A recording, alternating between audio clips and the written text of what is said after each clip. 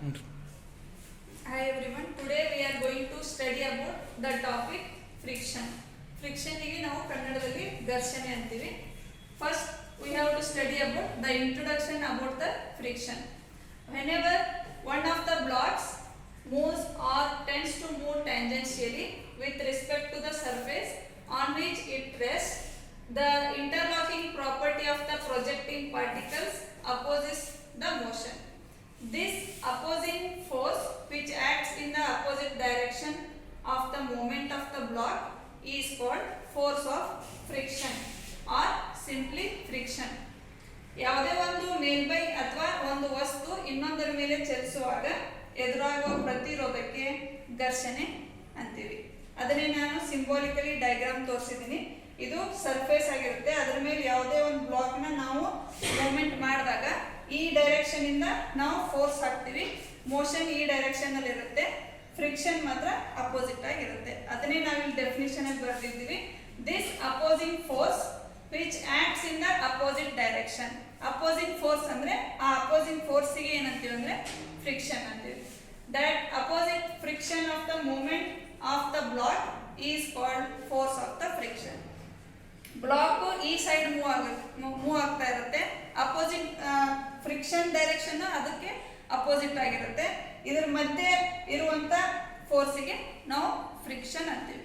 The movement of the block, the direction of the movement of the block and the direction of the friction will be opposite. That force it is called as the friction. Next comes to, it is a fact that all surfaces of the bodies are never perfectly smooth. ನಾವು ಯಾವುದೇ ಒಂದು surface ಅನ್ನ consider ಮಾಡಿದ್ರೆ ಯಾವುದೇ ಒಂದು surface smooth ಆಗಿ ಇರೋದಿಲ್ಲ. It has been observed that whenever even a very smooth surface is viewed under a microscope, it is found to have some roughness and irregularities.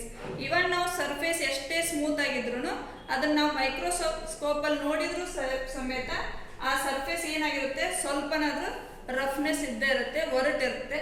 ಮತ್ತೆ ಇರ್ರೆಗ್ಯುಲಾರಿಟೀಸ್ ಅಂದ್ರೆ ಸಮತೋಲನವಾಗಿ ಇರುವುದಿಲ್ಲ, ಅಸಮತೋಲನ ಇರುತ್ತೆ surface. Which may not be detected by N ordinary touch. ಅದು ಅಷ್ಟು surface smooth ಆಗಿರೋದು ನಮಗೆ ಕಣ್ಣಿಗೆ ಕಾಣೋದಿಲ್ಲ. ಆ ಕಣ್ಣಿಗೆ ಕಾಣದೇ ಇರೋದು ಇವನ್ ನಾವು ಆರ್ಡಿನರಿ ಟಚ್ ಮಾಡಿದಾಗೂ ಸಮೇತ ಸರ್ಫೇಸ್ ಇರ್ರೆಗ್ಯುಲಾರಿಟೀಸ್ ಇರೋದು ಕಾಣಿಸೋದಿಲ್ಲ. The friction may be classified into 2 categories. Friction ಅಲ್ಲಿ 2 ಟೈಪ್ ಇರುತ್ತೆ. Static friction, second one is dynamic friction ಅಂತ. ಸ್ಟ್ಯಾಟಿಕ್ ಫ್ರಿಕ್ಷನ್ ಅಂದ್ರೆ the friction experienced by a body when it is at rest or when the body tends to move is known as static friction. ಈ friction ಹೆಂಗಾಗುತ್ತಂದ್ರೆ ಯಾವುದೇ ಒಂದು friction ಯಾವ ತರ experience ಆಗುತ್ತಂದ್ರೆ ಯಾವುದೇ ಒಂದು body rest ಅಲ್ಲಿ ಇದ್ದಾಗ ಅದು ಮೂವ್ ಆಗಕ್ಕೆ ಟ್ರೈ ಮಾಡಿದಾಗ ಬರುವಂತ ಫೋರ್ಸಿಗೆ ಸ್ಟ್ಯಾಟಿಕ್ ಫ್ರಿಕ್ಷನ್ ಅಂತೀವಿ. Second one dynamic friction. The friction experienced by a body when it is in motion. ಈ ಫ್ರಿಕ್ಷನ್ ಯಾವ ತರ ಎಕ್ಸ್ಪೀರಿಯನ್ಸ್ ಆಗುತ್ತಂದ್ರೆ ಯಾವುದೇ ಒಂದು ವಸ್ತು ಆಕ್ಚುಲಿ ಮೂವ್ ಆದಾಗ ಅವೆರಡರ ಮಧ್ಯೆ ಏನು ಫೋರ್ಸ್ ಉಂಟಾಗುತ್ತಲ್ಲ ಅದಕ್ಕೆ ಏನಂತೀವಿ, ಕೈನೆಟಿಕ್ ಫ್ರಿಕ್ಷನ್ ಅಂತೀವಿ. ಕಾನ್ಸ್ಟೆಂಟ್ ಇದ್ದಾಗ ಯಾವುದೇ ಒಂದು ವಸ್ತು ಕಾನ್ಸ್ಟೆಂಟ್ ಅಲ್ಲಿ ಇದ್ದು ಅದು ಮೂವ್ ಆಗಕ್ಕೆ ಟ್ರೈ ಮಾಡಿದಾಗ ಆಗುವಂತ ಫೋರ್ಸಿಗೆ ಸ್ಟ್ಯಾಟಿಕ್ ಫ್ರಿಕ್ಷನ್ ಅಂತೀವಿ. ಯಾವುದೇ ಒಂದು ವಸ್ತು ಆಕ್ಚುಲಿ ಮೂವ್ ಆಗೋವಾಗ ಆಗ್ತಕ್ಕಂಥ ಫೋರ್ಸ್, ಅಪೋಸಿಟ್ ಫೋರ್ಸ್ ಆಕ್ಷನ್ ಆಗುತ್ತಲ್ಲ ಆ ಫೋರ್ಸಿಗೆ ನಾವು ಕೈನೆಟಿಕ್ ಫ್ರಿಕ್ಷನ್ ಅಂತೀವಿ.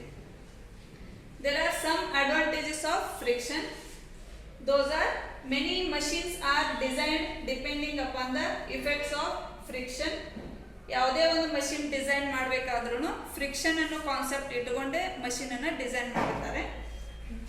For example, belt pulley drive system works on the advantage of the friction. For example, belt ಮತ್ತೆ ಬೆಲ್ಟ್ ಹಾಕಿರುವಂತ ಪುಲ್ಲಿ ಅವೆರಡು ಯಾವ ತರ ವರ್ಕ್ ಮಾಡ್ತಾವೆ ಅಂದ್ರೆ ಡಿಪೆಂಡ್ಸ್ ಅಪಾನ್ ಫ್ರಿಕ್ಷನ್ ಮೇಲೆ ವರ್ಕ್ ಮಾಡ್ತವೆ. ಯಾವ ತರ ಅಂದ್ರೆ if there is no friction there are possibilities for slip of belt from the pulley. ಒಂದ್ ವೇಳೆ ಫ್ರಿಕ್ಷನ್ ಇರದೇ ಇದ್ರೆ ನಾವು ಬೆಲ್ಟ್ ಹಾಕಿದಂತ ಪುಲ್ಲಿ ಎರಡು ಸಮನಾಗಿ ವರ್ಕ್ ಮಾಡೋಕ್ಕೆ ಸಾಧ್ಯ ಇಲ್ಲ. ಸಪೋಸ್ ಫ್ರಿಕ್ಷನ್ ಇರದೇ ಇದ್ರೆ ಬೆಲ್ಟ್ ಸಮ್ ಟೈಮ್ಸ್ ಸ್ಲಿಪ್ ಆಗೋ ಸಾಧ್ಯತೆ ಇರುತ್ತೆ.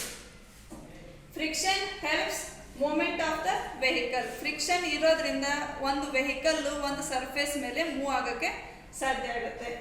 ಇವೊಂದು ಹ್ಯೂಮನ್ಸ್, ಮನುಷ್ಯರು ಮತ್ತು ಪ್ರಾಣಿಗಳು ಅಡ್ಡಾಡೋಕ್ಕೆ ಹೆಲ್ಪ್ ಆಗುತ್ತೆ. ಸಪೋಸ್ ಆನ್ ಅ ಸರ್ಫೇಸ್, ಯಾವುದೇ ಒಂದು ಸರ್ಫೇಸ್ ಮೇಲೆ ಫ್ರಿಕ್ಷನ್ ಇರೋದ್ರಿಂದ ಮಾತ್ರ ವೆಹಿಕಲ್ಸ್ ಆಗಲಿ, ಮನುಷ್ಯರಾಗಲಿ, ಪ್ರಾಣಿಗಳಾಗಲಿ ಅಡ್ಡಾಡೋಕ್ಕೆ ಸಾಧ್ಯ ಆಗುತ್ತೆ. If the surface is so smooth, ಒಂದು ವೇಳೆ ಸರ್ಫೇಸ್ ಫುಲ್ ಸ್ಮೂತ್ ಆಗಿದ್ರೆ the vehicles are any bodies movement cannot have proper grip.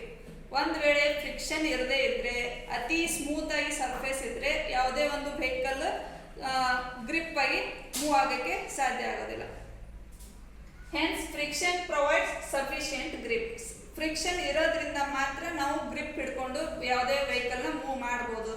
ಅದಕ್ಕೆ ಫಾರ್ ಎಕ್ಸಾಂಪಲ್ ನಿಮಗೆ ಗೊತ್ತಿದೆ, ವೆಹಿಕಲ್ ವೀಲ್ಸ್ನ ಸ್ಮೂತ್ ಆಗಿ ಮಾಡಿರಂಗಿಲ್ಲ, ರಫ್ ಮಾಡಿರ್ತಾರೆ. ಅದಕ್ಕೆ ವೆಹಿಕಲ್ ಅಲ್ಲಿ ಡಿಸೈನ್ ಮಾಡಿರ್ತಾರಲ್ಲ, ಯಾಕೆ ಮಾಡಿರ್ತಾರೆ? ಸರ್ಫೇಸಿಗೆ ಗ್ರಿಪ್ ಆಗಲಿ ಅಂತ. ಅದರ್ವೈಸ್ ವೀಲ್ಸ್ ಏನು ಮಾಡ್ಬೋದಾಗಿತ್ತು? ಫುಲ್ ಸ್ಮೂತ್ ಆಗಿ ರೌಂಡ್ ಆಗಿ ಮಾಡ್ಬೋದಾಗಿತ್ತು, ಮಾಡಿರಂಗಿಲ್ಲ. Because of to get the friction on the surface, the wheels are designed depending upon the friction. Hence friction provides sufficient grip for smooth running or walking. Similarly, walking on smooth surface or oil spread surface is found very difficult due to lack of friction.